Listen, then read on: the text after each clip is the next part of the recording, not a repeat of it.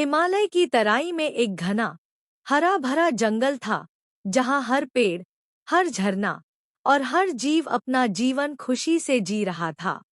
उसी जंगल में एक गधा रहता था, जिसका नाम गणेश था।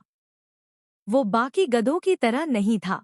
वो शांत था, सोचता बहुत था, और सबसे बड़ी बात, वो हर चीज को गौर से देखता और समझता था, और उसका मजाक उड़ाया जाता। तभी बंदर कहता है, देखो देखो, गधा फिर सोच में डूब गया। शायद ये कोई खोज कर रहा है। गधा चुप रहता, मुस्कराता और अपने मन में कुछ बड़ा सोचता। अचानक एक दिन जंगल पर संकट आ गया। बादल महीनों से नहीं बरसे, नदियां सूख गईं और तालाब की तलहटी तक दिखने लगी, और जानवर घबरा गए। तभी शेर की सभा बुलाई और कहा, हमें कुछ करना होगा। ये जंगल हमारे पूर्वजों की विरासत है। जंगल का राजा शेर वीरभद्र सभी जानवरों को एकत्र करता है और चर्चा शुरू होती है। तभी हाथी और बंदर सुझाव देते हैं, हम पहाड़ की ओर खुदाई करें। या उड़ते हुए पानी लाएं। हर कोई कुछ न कुछ कहता है, लेकिन समाधान किसी के पास नहीं। फिर गधा बोलता है, अगर आप सब एक पल मुझे सुने, तो शायद एक रास्ता है। तभी गधा अपने प्लान का खुलासा करता है। मैंने देखा है, उत्तर की घाटी में हर बार बादल मंडराते हैं। वहां से एक नहर बनाई जाए, तो पानी खुद यहाँ आ सकता है। गधे की हंसी उड़ाई जाती है और तभी बंदर और तोता बोलते हैं, गधा अब इंजीनियर बन गया।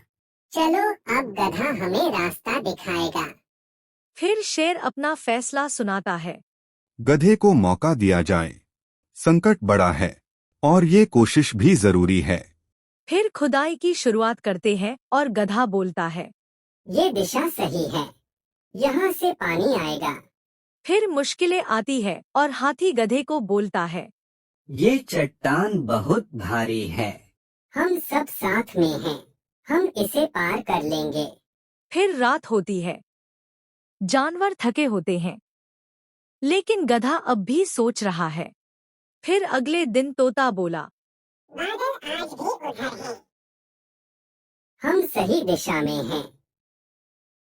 और फिर ठंडी जलधारा नहर से होकर बहती है, जंगल तक पहुंचती है और सबकी आंखों में खुशी के आंसू ला देती है।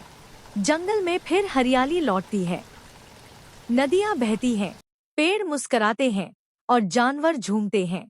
फिर शेर गधे को जंगल का ग्रीन इंजीनियर घोषित करता है।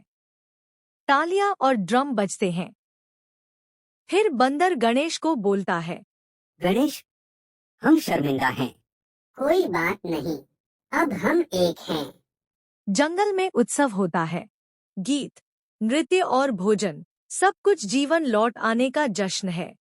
फिर गणेश बैठकर सोचता, सब मुझसे आगे निकल गए थे, पर मुझे पता था, सोच और सब्र से रास्ता बनता है।